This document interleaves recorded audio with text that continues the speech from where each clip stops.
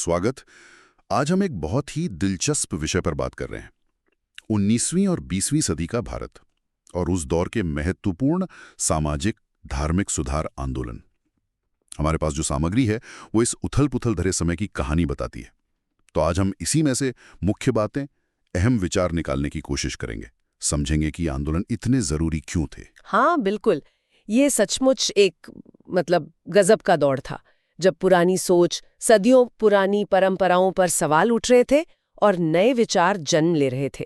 ये आंदोलन सिर्फ सती प्रथा या जाति भेद जैसे मुद्दों तक ही सीमित नहीं थे।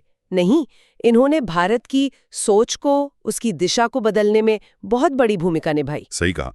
अच्छा, तो शुरुआत करते हैं राजा राम मोहन रॉय से और उनके ब्रह्म समाज से, जो 1828 में बना था। सामग्री बताती है कि उनका जोर एकेश्वरवाद पर था, मतलब एक ही ईश्वर, और तर्क, रीजन, उसको बहुत महत्व दिया।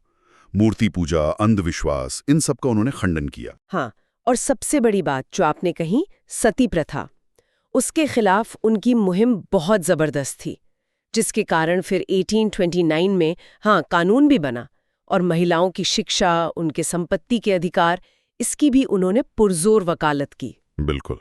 और फिर इसी विचारधारा को आगे बढ़ाया देवेंद्रनाथ टैगोर ने, है ना, आदि ब्रह्म समाज 1842 में। हाँ, उन्होंने भारतीय परंपराओं के अध्ययन पर और हिंदू समाज में शांति से सुधार लाने पर बल दिया। थोड़ा अलग नजरिया था। फिर आए केशव चंद्र सेन, उनके नेतृत्व में बना ब्रह्म समाज ऑफ इंडिया 1866 में। ये तो और भी रेडिकल थे। जाति भेद खत्म करना, अलग अलग धर्मों को साथ लाना, इन पर उनका ज्यादा फोकस था। अच्छा, तो एक ही आंदोलन की अलग अलग शाखाएं बन गई, अपनी अपनी प्राथमिकताओं के साथ। बिल्कुल। इसी समय के आसपास ईश्वरचंद्र विद्यासागर भी थे। उनका नाम आते ही विधवा पुनर्विवाह का ख्याल आता है। उनके ही प्रयासों से वो 1856 का एक्ट पास हुआ था। और हाँ, लड़कियों की शिक्षा के लिए भी उन्होंने बहुत काम किया। उनका मकसद साफ था, जो दमित जातियां हैं, महिलाएं हैं, उनको शोषण से आजाद कराना। उन्होंने सीधे सीधे ब्राह्मणवादी वर्चस्व को चुनौती दी। हाँ, मतलब समाज में ब्राह्मणों का जो दबदबा था उसको। बिल्कुल। उन्होंने निचली जातियों और लड़कियों के लिए स्कूल खोले और गुलामगिरी जैसी किताब लिखी, जिसमें जाति के कारण होने वाले उत्पीड़न को खुलकर सामने रखा। ये तो बहुत ही क्रांतिकारी कदम थे उस जमाने के हिसाब से। निश्चित रूप से। फिर आते हैं दयानंद सरस्वती और आर्य समाज 1875। उनका नारा था, वेदों की ओर लौटो। वो प्राचीन वैदिक ज्ञान को फिर से स्थापित करना चाहते थे, लेकिन साथ ही जन्म पर आधारित जाति व्यवस्था, मूर्ति पूजा, बेकार के कर्मकांड, इन सब के वो सख्त खिलाफ थे। हाँ, ये विरोधाभास जैसा लगता है, पर शायद नहीं है। वो वेदों की मूल भावना की बात कर रहे थे, ना कि बाद में जोड़ी गई चीजों की। सही पकड़ा। और उन्होंने शुद्धि आंदोलन भी चलाया, जो हिंदू धर्म छोड़ चुके थे उनकी वापसी, और लैंगिक समानता, महिलाओं की शिक्षा, इन पर भी जोर दिया। इसके बाद स्वामी विवेकानंद, रामकृष्ण मिशन 1897। उनका फोकस था सामाजिक सेवा और अध्यात्म का मेल। और शिकागो वाला भाषण 1893 का, वो तो खैर इतिहास बन गया। कैसे उन्होंने भारतीय दर्शन, वेदांत को दुनिया के सामने रखा। हाँ, उन्होंने भारत की एक अलग ही छवि पेश की। लेकिन ये विविधता सिर्फ हिंदू समाज में ही नहीं थी, मुस्लिम समुदाय में भी अहम सुधार हो रहे थे। सर सैयद अहमद खान और उनका अलीगढ़ आंदोलन, उनका जोर था मुसलमानों में आधुनिक शिक्षा, वैज्ञानिक सोच को बढ़ावा देने पर। वो चाहते थे कि भाई परंपरा और आधुनिकता में एक संतुलन बने। अच्छा, और दूसरी तरफ देवबंद आंदोलन भी था, है ना? हाँ, वो इसके विपरीत थे। वो पश्चिमी प्रभाव का विरोध करते थे और इस्लामी शिक्षाओं, पहचान को बनाए रखने पर ज्यादा ध्यान दे रहे थे।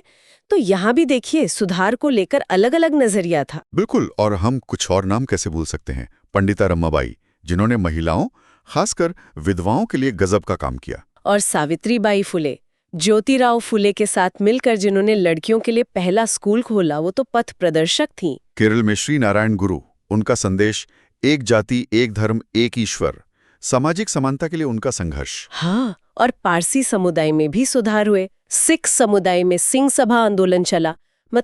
ये एक पूरे देश में चल रही लहर थी, अलग अलग रूपों में। तो इन सब अलग अलग धाराओं, अलग अलग प्रयासों का अगर हम सार देखें तो क्या निकलता है? देखिए, इन सभी ने मिलकर आधुनिक भारत की नींव रखी, उसकी वैचारिक जमीन तैयार की। तर्क, मानवता, समानता, शिक्षा, इन मूल्यों को समाज के केंद्र में लाने की कोशिश की। हाँ, तरीके अलग थे, प्राथमिकताएं अलग थी, लेकिन कहीं ना कहीं वो लोगों को सवाल करना सिखा रहे थे, पुरानी जड़ हो चुकी मान्यताओं पर ये सोचने पर मजबूर कर रहे थे कि भाई परंपरा क्या है, प्रगति क्या है, रास्ता कैसे निकलेगा। और इसने कहीं ना कहीं राष्ट्रीय चेतना को भी जगाया होगा, जो आगे चलकर आजादी के आंदोलन में काम आई। बिल्कुल, ये सुधार आंदोलन उस राष्ट्रीय भावना के निर्माण में भी सहायक हुए। तो ये जो स्रोत हमने देखे वो साफ दिखाते हैं कि 19वीं और 20वीं सदी का भारत विचारों के मंथन का एक बड़ा केंद्र था। एक नए भारत की रूपरेखा बन रही थी।